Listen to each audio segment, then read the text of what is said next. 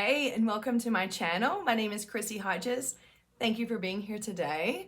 I'm very sorry about my hair. I usually have it done, but I am spending the weekend catching up on work, just hanging out, and did want to do a video, didn't want to do my hair. So here we are. Thanks for not minding. I wanted to start the series about talking about the different themes that I've been speaking about, and today is the first video on that. I'll be trying to drop a couple videos a week, shorter videos, just basically talking about the themes. This is specifically so you can relate to the content. It's not necessarily for reassurance, so it is important for you to know that I'm not going to hit on every single symptom that you might have or symptoms that you don't have. This isn't kind of a clinical way of looking at whether you do or don't have OCD, but primarily a way for you to hear videos and know that you're not alone. So I'm going to hit a lot of the major themes. Probably won't hit all of them, but the ones that I hit most, or that I hear most often from clients and from emails and stuff on social media. So I am a certified peer support specialist working with people all around the world, providing support and referrals if you're looking for them for therapists. I also run closed groups. Please inquire about those at chrissyhodges.com, or you can email me through the website. I have a couple groups starting soon, and I tend to have groups starting every few weeks at different times of the day. I'm also the author of Pure OCD, The Invisible Side of Obsessive Compulsive Disorder. Ooh, there we go. NoCD is an app. Inside the app, there's all kinds of resources and ways to connect to people. There's also treatment provided in many different areas in the world. So check them out at treatmyocd.com if that's something that you're looking for right now. Okay, so let's get to it. Today I wanted to start with the intrusive thoughts about psychosis. Now, there is not a lot of information out there on this theme, which is exactly why I wanted to start with it. Number one, and number two, because I've experienced this in the last few weeks. And it's the first time it really did hit me in a way that pulled me into a cycle. I was able to get out pretty quickly with ERP, but it was kind of fascinating to experience it. And I'll share with you why I did here in a little bit. But I wanted to also share with you why it's not talked about very much. So maybe that you understand if you've been searching or looking for information on it, why you haven't been able to find it and what that means. So, schizophrenia in general, psychosis, any sort of disorder that has to do with psychosis is highly stigmatized. That population is severely stigmatized in all of the wrong ways, right? When we're talking about stigmatized when it comes to violence, we're talking about stigmatized versus being able to have any sort of quality of life, that you should be afraid of psychosis and things like that. So it's really important to look at that community as really needing to be protected in the idea that information is spread about symptoms and what it means to have psychosis or psychosis disorder. So a lot of people are really afraid to go and talk about this theme in general because it can come across as I'm afraid of being psychotic or of having schizophrenia because I think it's bad. That's not what intrusive thoughts are. And hopefully if you're watching these videos, you know that intrusive thought really doesn't have anything to do with whether you think that you are or whether you think that that's wrong. I mean, yes, we do have intrusive thoughts about taboo topics like pedophilia and bestiality and incest, and you may or may not think that's wrong. But I am making it very clear in this video that I do not at all intend for any stigma to come across to the community of individuals who experience psychosis or schizophrenia. In fact, that is a very beloved community for me. I worked with them for years when I was in the state institution. Want to continue my work with individuals that live with psychosis later down the line when I graduate at some point. So my intention today is to talk about how it can manifest when it is mixed in with OCD. So that is clear, and I want you to know that. If you have questions, or if you feel like something that I have said has stigmatized that community or an individual or the diagnosis in general, please feel free to email me so we can talk it through, or I can explain more, or I can be really careful about my language moving forward. So when we talk about intrusive thoughts, what we're talking about are thoughts that come into our brain that are unwanted, that are distressing and disturbing. They're ego dystonic. And so this means that you're having the thoughts, you don't want the thoughts, but the thoughts still continue to persist. So you kind of doubt that logic piece of Well, if I don't want the thoughts and they're still here, there must be some reason, which kicks off the cycle of compulsions, which makes it all worse, right? Well, having intrusive thoughts about psychosis is very common. Again, you're not going to hear much about it because it's a really tricky topic to talk about. I'm going to talk as blunt as I can about it with a disclaimer at the beginning, just so we can really dig into the meat of what this theme can be like. Now, let me share with you what happened to me in the last couple weeks. So, I have experienced intrusive thoughts about psychosis here and there over the last couple years. Not much though. I think a lot of that it can be contributed to the fact that I have worked closely with people who have psychosis and schizophrenia, and so I'm very familiar with it, and familiar with individuals that have it. I understand it in and out, and so sometimes when you are familiar with something, it doesn't really pop up as a theme. So, but let me think how I want to put this.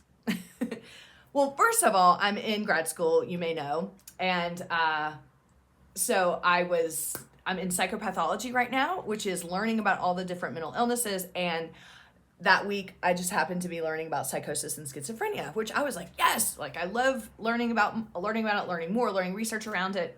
I was really excited about it until I wasn't, because I had been dealing with this issue in my life recently. And I won't go into detail. It's not even like that big of a deal.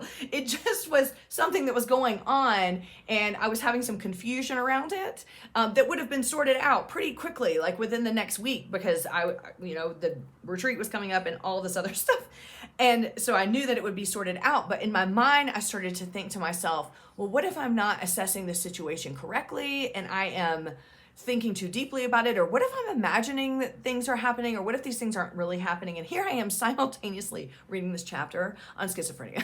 And so they're talking about all the onset and how it can onset and blah. And I y'all know how it is. I literally read one paragraph.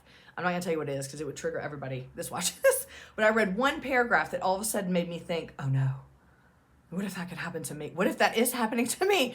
And immediately, I'm telling you, it was life became very different within a second. I all of a sudden started thinking, can I feel my body at all? Am I having hallucinations? And so I started thinking, am I hearing things? Are the things that are going on in my head real? Maybe they aren't. Maybe I've made everything up, to the point where I thought that there was an event that happened that actually didn't happen. And I had to call someone and be like, did this really happen or did I imagine it? And they were like, okay. I even asked my therapist. I told her about it all. I was like, do you think that you should assess me for psychosis? And she just thought, I think you need assessing for OCD. But that's how far it can get. So I continued in this for a few hours, and I think it compounded because I had to take a quiz on this chapter by the end of the day. And I was like, what the fuck am I going to do? Like, I'm completely triggered. I'm reading about all this, and then I have to take a quiz. So some of the things that were happening to me were I started to mental review things in my head on whether they really happened or not. Whether people that were involved were actual people that existed, or they actually did do the things that I thought they did. Or, the anxiety piece of me would come in and go, no, you made that up and this isn't really happening. And in fact, it went to the point of maybe those people actually don't even exist. So here I am, like, social media. Do they exist? Which of course is a compulsion, but in the moment when you're triggered and you're in fight or flight, what are you gonna do? You're gonna do whatever you can to try to prove things, even though at the end of the day, we know that doesn't work because it's compulsions.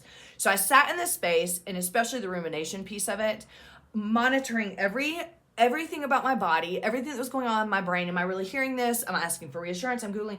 And then I backed up for a second and said, okay, all right, Chrissy, I recognize the compulsions that you're doing. So perhaps this is taking hold as an intrusive thought. Okay, so I decided that in a few hours, when I would calm down, I was going to do some ERP around it. Did some ERP around it. I've been through successful ERP, so I used the strategies. That's all it took. Then I was fine. And then I processed it with my therapist the next day. And we talked through it and made a plan on how I should do some follow-up ERP. But I will tell you, in the moment of experiencing this, the degree of how real it felt was pretty terrifying. And it also did not help having this book open and having to read this information that, of course, I am cognitively trying to apply what was going on in my head in the moment. I will tell you that I got a 95 on the test. Yes. So I did push through that. Kick ass. So, but since it has resolved, now, do I still have thoughts about it? Yes, that continues to come up because that's how triggers work. But I recognize not the intrusive thoughts, but the compulsions. Do I immediately start to ruminate? Yes. Do I want to Google it? Yes. Okay, then I'm gonna delay that. And that usually just cycles through. So I wanted to share that with you, but let's talk a little bit about what this can look like. So a lot of people may develop the intrusive thoughts about having psychosis accompanied by harm intrusive thoughts. Now, again, I want to preface with, I am not stigmatizing these disorders, but this just happens to be correlational when people are experiencing intrusive thoughts like this. The reason why is that we as a society, I even read this in my chapter, we as a society typically, I think it's like 36% of people, it may even be way greater than that. I think I'm completely misquoting. I am misquoting. A very high percentage of people believe that people who have schizophrenia and psychosis are dangerous or violent. First of all, I want to just squash that notion 100%. That is not the case. That is not true. People with psychosis and schizophrenia are no more likely to be violent than the normal society as a whole, especially when we're talking about anger and substance use being involved. I'm also not stigmatizing those two things either, but there are just lots of stats out there that tell the actual truth. So if you're interested, go look it up. Unless it's a compulsion, then don't. So I just want to advocate for that subset of mental health to make sure that I'm not stigmatizing them. But if the general population feels that way, sometimes that can trickle into our intrusive thoughts. So if you're having harm OCD, you may all of a sudden, and you'll read these awful articles, and I know that a few have come out in the recent years, and then we have to deal with the not guilty of insanity, which, by the way, is the insanity plea is rarely upheld. It's very stringent and very hard to get that. That, by the way. So again, here I am trying to make sure that I'm not stigmatizing. But a lot of times people will associate, if they have harm intrusive thoughts, to what if I lose control? Meaning, what if I lose control of my faculties, my brain? So if I experience psychosis and snap and do something. So those two can go hand in hand. I just wanted to bring that up so that you know that it is very common for that to happen, even though we do know that individuals with psychosis are no more likely to be violent than the normal population. But we are scared of that. We are scared in general with OCD that we might lose control and snap and do something. I was telling this to somebody yesterday that I have this stupid intrusive fear that every time I'm in a porta potty, I'm gonna somehow lose control and throw my phone down in the porta potty. I get legit anxiety, and I take my phone in there on purpose just so I can expose myself to it. But there's always this really terrible feeling of the loss of control, right? And control is the centerpiece of OCD. I need to control this, blah, blah, blah. That's why sometimes with OCD, or just in general, if you don't have OCD, you might get to a ledge sometimes, and you might think, oh my God, what if I lose control and I jump off? Or what if I lose control and push someone off of a platform in front of a train? That loss of control can feel terrifying when we're having intrusive thoughts, but think about it when it comes to psychosis. The loss of control then could be, but the loss of control is in my brain, and I'm going to do something I'm not going to remember. And sometimes we go and read stories that will indicate that that is a possibility for the general population. It's not, there's your reassurance for the video. It's not, it's not something that is common for the general population, but having intrusive thoughts about it can be really terrifying because it can feel like, but what if it's going to happen? Like any intrusive thought. Now, with the intrusive thoughts about psychosis and schizophrenia, I am going to tell you the danger here is going on Google. The moment you start looking up symptoms of this, like I did, but I had to read it, I wasn't Googling, you start to go, uh-oh, I have experienced this, or I'm going to experience it. Uh-oh, now I am experiencing this. So specifically with depersonalization and dissociation. Now, I've said this before, I'll say it again. These are common things that happen physically to us when we experience heightened anxiety. It is your body's way of protecting you from something that is triggering in your mind. When we talk about PTSD and things like that, people who've had severe trauma, lots of time dissociation can happen, depersonalization. Why? Because your brain is protecting you from that part or that event that created such distress that you are incapable of handling it. So it is a natural phenomenon. So when we are in massive anxiety, we can dissociate. What happens when you have the fear of psychosis or schizophrenia is that you go, uh-oh, I'm dissociating, I'm leaving my body, I don't have any control anymore.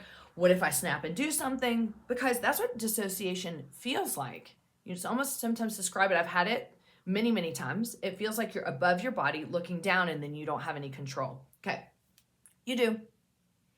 One of the things that you can do when you have this, don't let this become compulsive, but I'm just going to tell you our CBT skills. Activate your senses. If you're dissociating, you want to engage with your senses in order to ground. That's what you do with dissociation. Dissociation is protecting your brain. You want to pull yourself back down into your body. Engage your senses. Taste, smell, hearing, touch. What's the other one? Sight.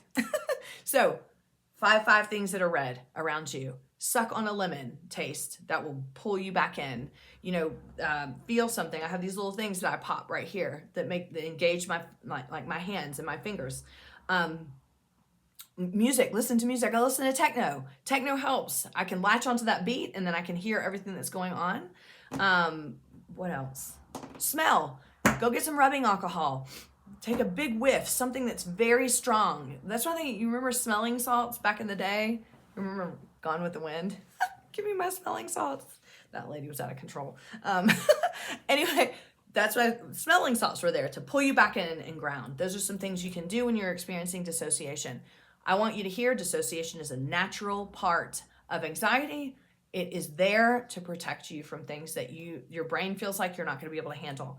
Other things that can happen, you may start to feel like you're hearing things or you're seeing things. Here's the thing. This intrusive thought is no different than any others, where if I have sexual intrusive thought and my groin starts to move, if I'm seeing something, it's no different from you starting to think that you're imagining seeing things and you're imagining hearing things. The other piece is the voice in my head actually me, or is it something else talking to me? So then you might start to think, this is psychosis, I am having a delusion right now, I'm having auditory hallucinations. So you might start to think those things as well. So any of the symptoms that you may read about schizophrenia, you probably will start to see or start to feel like you're manifesting. And this happens with any intrusive thought, and you're gonna hear me repeat this over and over as I'm going through all of these themes. Anything that you think the intrusive thoughts would entail are things that you're going to start manifesting yourself physically, mentally, emotionally, everything. And this theme is no different. The horrible part of this is that you have probably in the DSM-5, you can go in there and you can look at all the criteria. Please, God, don't do that right now. But you can go and look at all the criteria and all of a sudden you're like, I check all the boxes. I check all the boxes. One of the things I usually tell people, right? Because in psychosis, it's very egocentric. It's not ego-dystonic.